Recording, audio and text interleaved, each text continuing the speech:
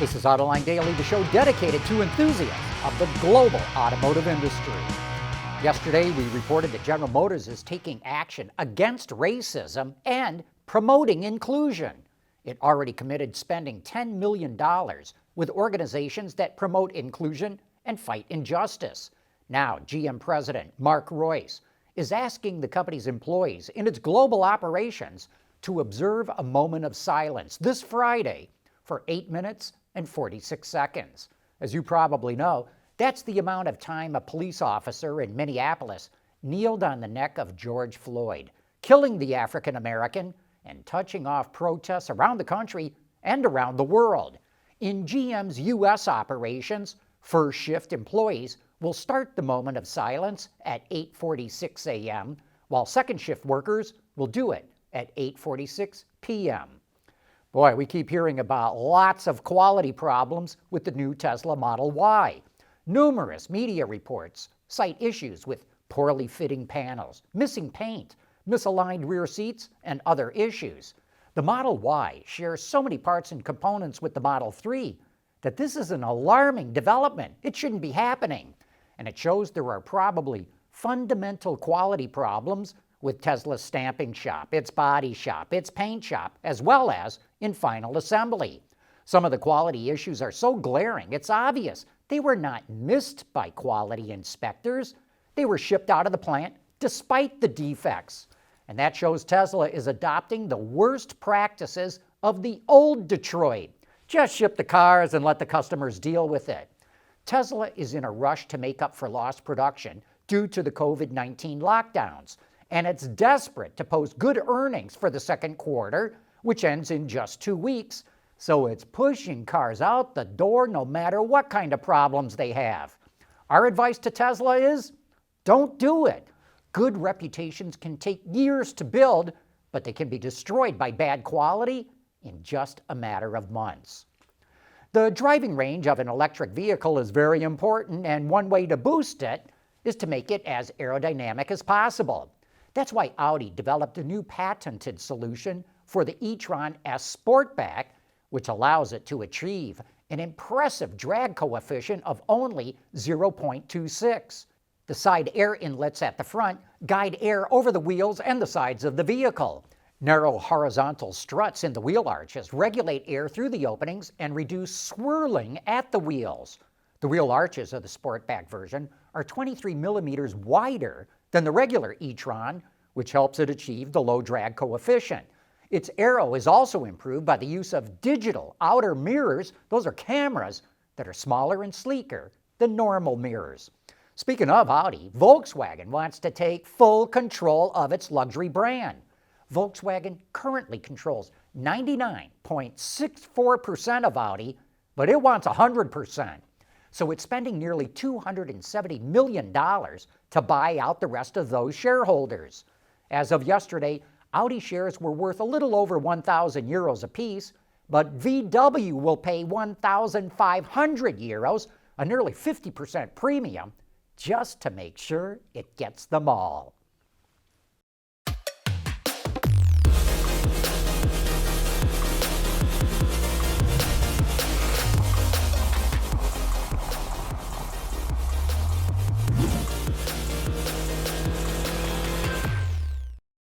We just had a 2020 Subaru Legacy Sport roll through the Autoline garage. On the outside, the Sport version differs from the regular Legacy with just some trim items.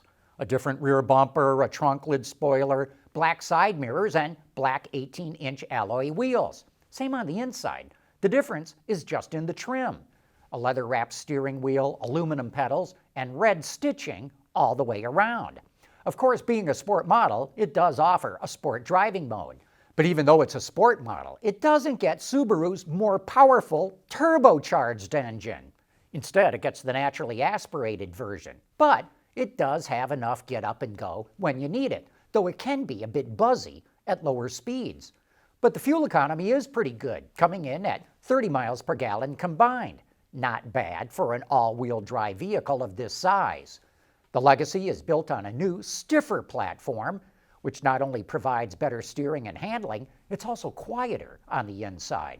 Speaking of the interior, It comes standard with a new 11.6-inch touchscreen infotainment system, which is a welcome upgrade compared to Subaru's previous system, which was a bit outdated. The Legacy Sport starts at about $28,000, but that includes destination charges. The model we drove had $2,200 in options, which included the moonroof, blind spot detection, navigation system, and reverse automated braking. Overall, the Legacy Sport is a nice vehicle, but nothing about it really stands out. And don't be fooled into thinking this is a performance version of the Legacy. It's really sporty in name only. Since Lamborghini launched the Urus, it sold 8,300 of the SUVs, and it hopes to attract even more customers with enhanced standard equipment, new colors, and a new trim package. What they call the Pearl Capsule Edition is the first customization option for the Urus, and it comes in 3 colors: green, orange, or yellow. Those bright colors are contrasted by a gloss black roof, rear diffuser, spoiler lip, and massive 23-inch wheels, as well as exhaust tips finished in a matte gray.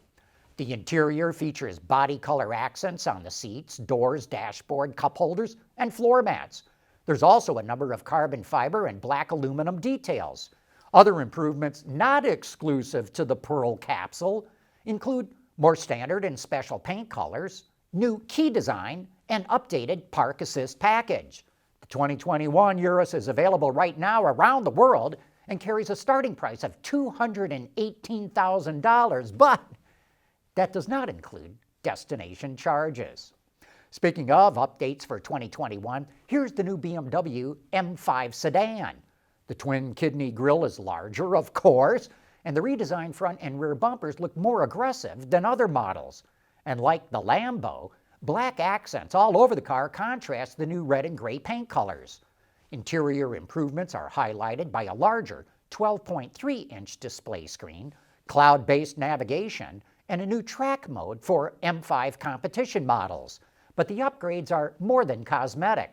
New shock absorbers are fitted to the car, and the suspension control system is fully recalibrated. The M5 is still powered by a 600 horsepower, 4.4-liter twin-turbo V8, mated to all-wheel drive and an 8-speed automatic. It'll do 0 to 60 in 3.2 seconds. The global market launch is scheduled for August, and the price starts at over $104,000, and that does include destination charges. Autoline Daily is brought to you by Bridgestone Tires. Your journey, our passion. Most automakers use silicon-based chips for power electronics in their electric vehicles, but Vitesco Technologies, which is part of the giant German supplier Continental, has developed silicon carbide chips, and they're more efficient. Here is Vitesco's head of electrification technology sharing some of the benefits of switching from silicon to silicon carbide. So when we use silicon carbide chips in our inverter design, we can reduce the conduction losses as well as the switching losses.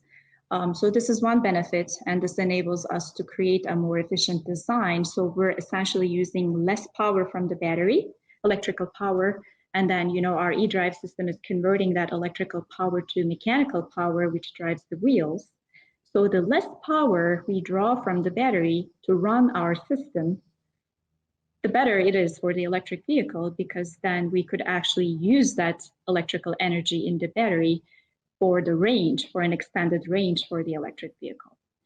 So the added benefit as well is, in an e-drive system, the inverter and the motor, they kind of need to work in a perfect harmony.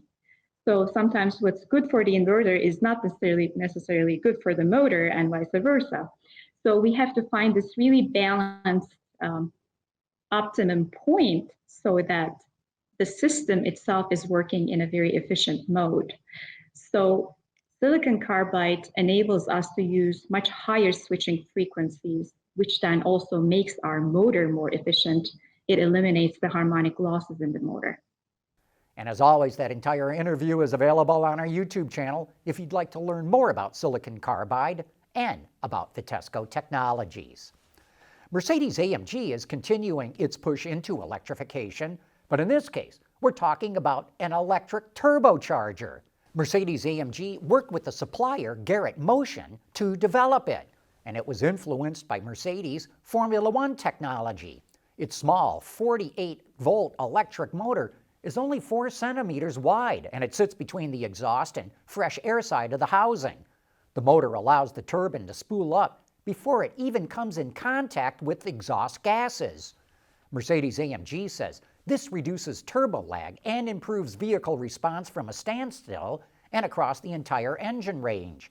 Off-the-line acceleration is better because the electric turbo generates higher torque at lower engine speeds.